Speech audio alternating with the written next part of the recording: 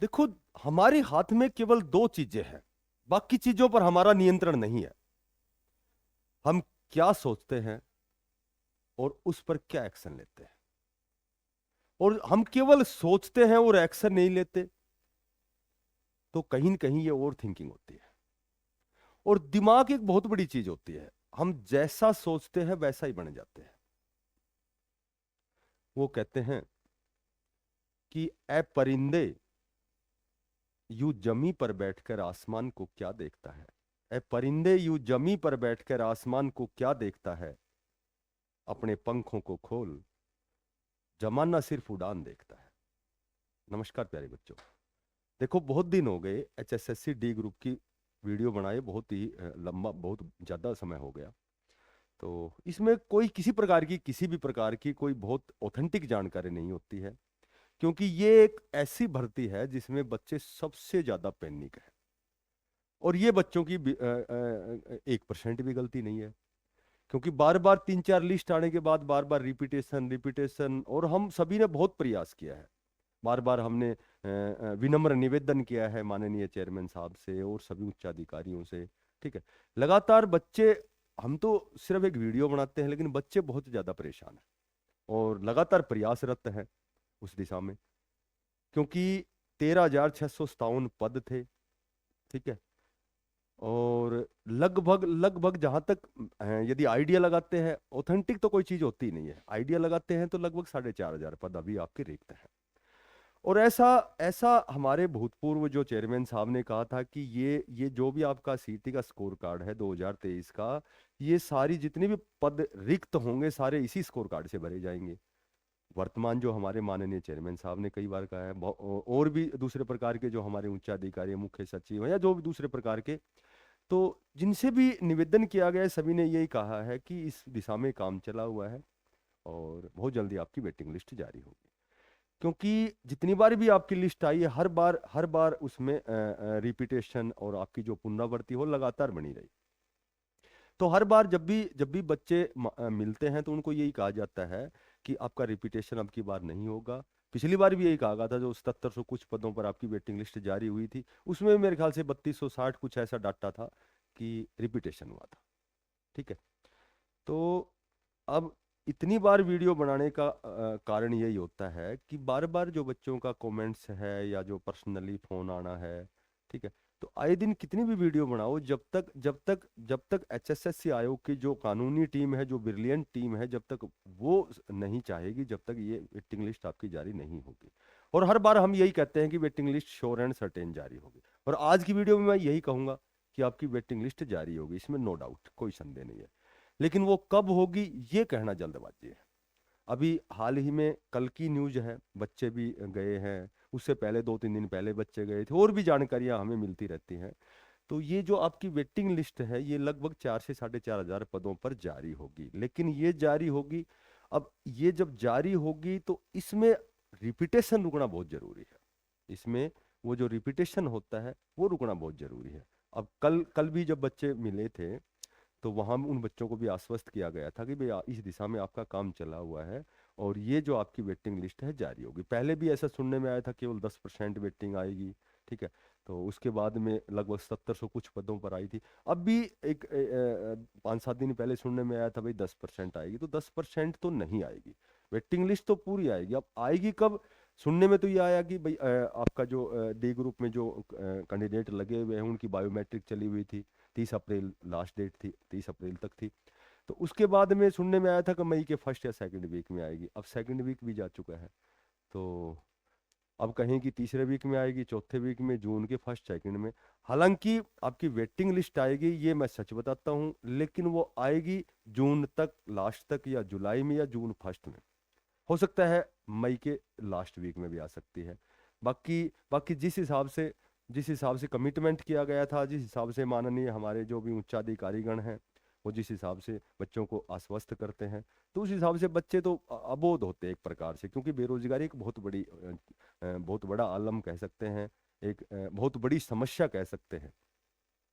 क्योंकि क्योंकि हमारे हरियाणा प्रदेश में बहुत से गरीब बच्चे हैं जिन्होंने बहुत अच्छी तैयारी की, बहुत अच्छी मेहनत मशक्कत की, बहुत अच्छे स्कोर उन्होंने अचीव किया, गेन किया, बहुत अच्छा स्कोर उन्होंने प्राप्त किए, ठीक है। और उसके बाद रिपीटेशन की वजह से वो बच्चे बाहर हैं, और उनसे एक आध नंबर ऊपर या पॉइंटों वाले जो बच्चे हैं, कुछ एक पॉइंटों में भी रह रहे हैं, कुछ बच्चे तो ऐसे जो पॉइंटों से रहे, और वो बच्चे ऑलरेडी कार्यरत हैं, वो महीने वाले दिन सैलरी ले रहे हैं, लेकिन ये बच्चे बार बार गुहार लगा रहे हैं, बार बार मिन्नतें कर रहे हैं, बार बार वो बहुत ज़्यादा तनाव में भी होते हैं। हर जगह जहाँ डी ग्रुप की वीडियो बनाओ सभी देखेंगे भाई कहीं न कहीं आशा की किरण, क्योंकि आशा के सहारे ही जीवन चलता है। तो कल की जो जानकारी है उसके अनुसार आपकी जो वेटिंग लिस्ट है मेरे ख्याल से इस मई के लास्ट वीक में या जून के फर्स्ट वीक में आने की प्रबल संभावना है, ठीक है। अब ये दूसरी बात है कि रिपीटेशन कैसे रोका जाए, भाई पोर्टल खोला जाए या फॉर्म भरवाए जाए, वो देखो वहाँ बहुत समझदार, एक बहुत ही एक्सीलेंट टीम जो कानूनी टीम है HSSC आयोग की, तो वो कोई न कोई रास्ता निकाले ताकि ये रिपीटेशन ना हो, जिस हिसाब से कल की जानकारी है, ठीक है। तो अब इस डी ग्रुप पे वीडियो बनाते हुए ऐसा लगता है कि यार ये जरूर नहीं कि ये सही है। बाकी जानकारी के अनुसार मैंने ये वीडियो बनाई है, और असली जो बात मैं बताना चाहता हूँ वो ये है, असली बात जो मैं बताना चाहता हूँ वो ये है कि अभी कल एक नोटिस जारी हुआ है रिगार्डिंग जो submission of requisition of group D post in Haryana staff selection commission, जो HRD ऑफिस है, वुमेन जो रिसर्च जो ब्रांच है वहाँ से सभी प्रकार के जो डिपार्टमेंट हैं, जितने भी आपके कॉरपोरेशन है, निगम है, जो भी, तो सभी प्रकार के जो डिपार्टमेंट हैं उनसे कितने पद रिक्त हैं इसका डाटा मांगा गया है। ये कल शाम का ही नोटिस है। तो इसमें name of post, sanction post कितनी है, रेगुलर कितनी है, कॉन्ट्रैक्ट बेस पे कितने लगे हुए हैं, और ऐसे कितने कर्मचारी हैं जो जॉब सिक्योरिटी एक्ट, हरियाणा कौशल रोजगार निगम के तहत जो कंडीशन को पूरी करते हैं, यानी कि जिनकी 58 साल की नौकरी, उनको जॉब सिक्योरिटी एक्ट दे दिया गया है, कितने ऐसे हैं जो अभी जिनको जॉब सिक्योरिटी एक्ट नहीं मिला है। तो ये एक डाटा है, और ये जो डाटा है ये 31/5/2026 तक HSSC आयोग के पास भेजनी है, ठीक है, ये पूरा डाटा। और ये HKCL एक पोर्टल है, उस पर ये उसको डाटा को उसमें डाउनलोड सबमिट करना है कि भाई कितने जो पद हैं वो वैकेंट हैं। तो अब चूंकि बहुत सी सारी चीज़ें एक साथ हो रही हैं, जब डाटा पूरा कंप्लीट हो रहा है, जो बायोमेट्रिक हो चुकी है, ठीक है, तो उसके बाद में मेरे ख्याल से जहाँ तक मैं अनुमान लगाता हूँ कि ये नोटिफिकेशन जो है, हालांकि माननीय चेयरमैन साहब ने खुद कहा है कि भाई पूरी जो भी डी ग्रुप की जो भर्ती है, नोटिफिकेशन है, जो भर्ती प्रक्रिया की जो भी चीज़ें हैं वो सारी लगभग अंतिम स्टेज पर हैं। और अंतिम स्टेज का मतलब है कि सारी प्रिपरेशन कंप्लीट हो चुकी हैं, नोटिफिकेशन आएगा। और ये आपने देखा होगा कि HSSC में जब भी कोई नोटिफिकेशन आया है, जब भी कोई एग्जाम हुआ है, तो 2-2.5 महीने में, जबकि जब जैसे CET का एग्जाम हुआ था, तो ये भी आप समझ सकते हैं कि ये जो डी ग्रुप का आपका नोटिफिकेशन और एग्जाम होने के बीच में जो अंतराल रहेगा, हो सकता है 2-2.5-3 महीने का ही रहे। तो ये लगभग बहुत लंबे समय से 7-8 महीने पहले से ही, जब जब आपका CET हुआ था उस समय कमिटमेंट किया गया था कि डी ग्रुप की भर्ती बहुत जल्दी आने वाली है। अब यहाँ मैं बात करूँ 8,000 पदों पर आएगी, 10,000, 12,000, 15,000, ये तो बेबुनियादी है कि भाई कोई कहता है 20,000 पदों पर आएगी, 15,000 आने को, तो ये 15,000 प्लस पदों पर भी आ सकती है।